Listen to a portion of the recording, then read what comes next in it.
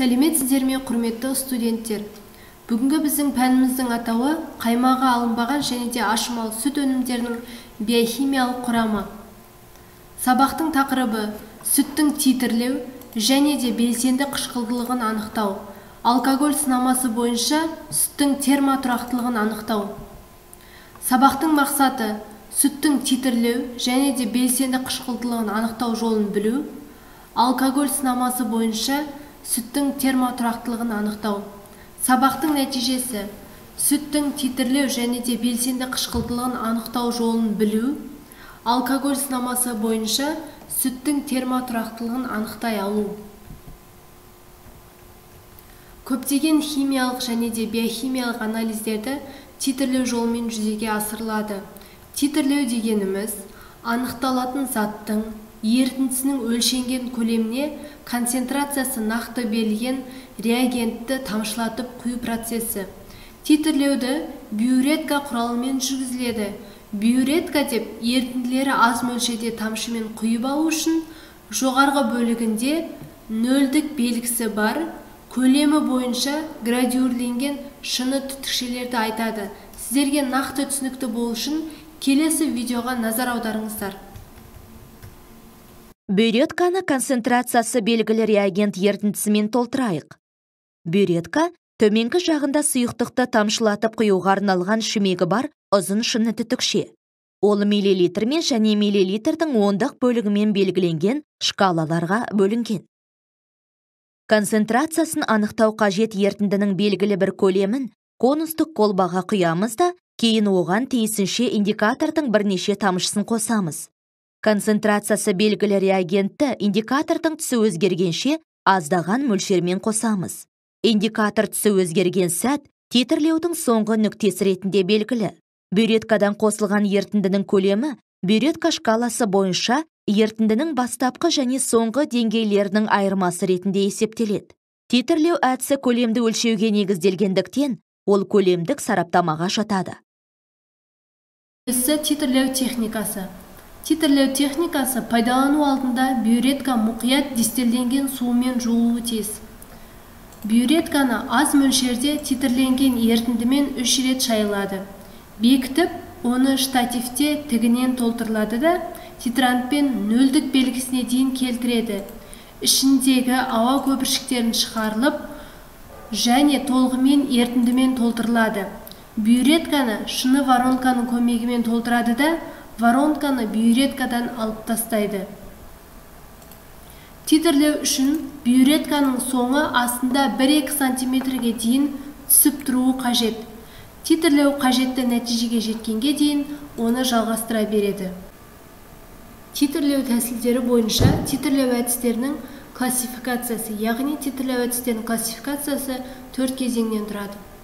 Кері титрлеу, тура титрлеу, ресерсивті титрлеу, орын басу титрлеу. Мынау көріп тұрғандарыңыз сүтіміз, яғни сүтіміздің құрамында минералды заттар, белоктар, амин қышқылдары, витаминдер бар. Біз осы сүттің құрамын, яғни қышқылдылығын қалай анықтаймыз? Сүттің қышқылдылығы сүттің құрамындағы казеин, фосфор қышқылы мен лимон қышқылының қышқыл тұздары, көмір қышқылы болуына байланысты. Сүттің қышқылдылығын Тернер градусымен өлшейді. Тернер градусы деп 100 см куб сүтті нейтралдау үшін қажетті 0,1 H натрий гидроксиді көлемін айтады. Сүтте сүт қышқылы сүт бактериясының әсерінен пайда болады. Жас сүттің қышқылдылығы 16-18 градус температура болады. Егер сүт қышқылдылығы 27-30 градус температураға жетсе, ол сүт іріп кетеді.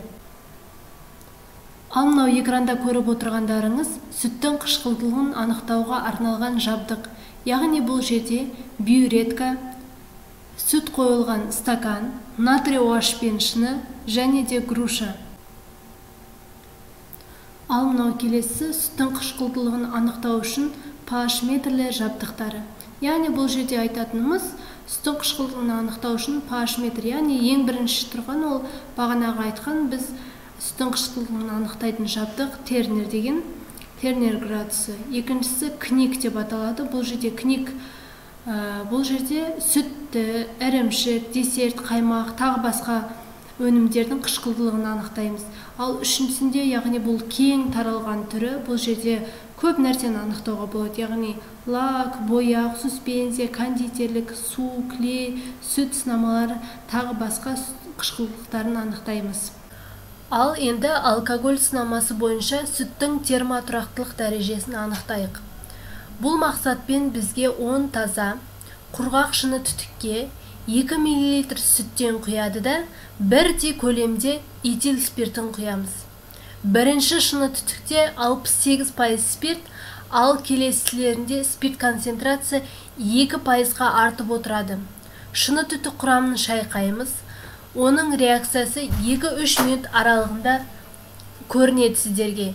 76% және де одан да жоғары пайыздық спирт қосылған шыны түтіктерде ұю болатын болса, төмен термотұрақты сүт деп аталады. Яғни, міне біз сүтіміздің термотұрақтылығын алкоголь сынамасы бойынша осылай анықтаймыз. Ал енді сіздерге тапсырма. Сіздер осы тапсырманы Платонс платформасына салуларыңызды сұраймын. Ең бірінші тапсырма сүттің көрсеткіштерін анықтау, техникасын меңгеру. Қандай көрсеткіштер сүттің? Соны анықтап жазасыздар. Кері титрлеу дегеніміз не? Титриметриялық анализде қолданылатын формулалар. Формулаларды жазып көрсетіңіздер. Қандай формулалар қолданылады? Тура титрлеу дегеніміз не? Назар аударғандарыңызға рахмет. Сау болыңыздар.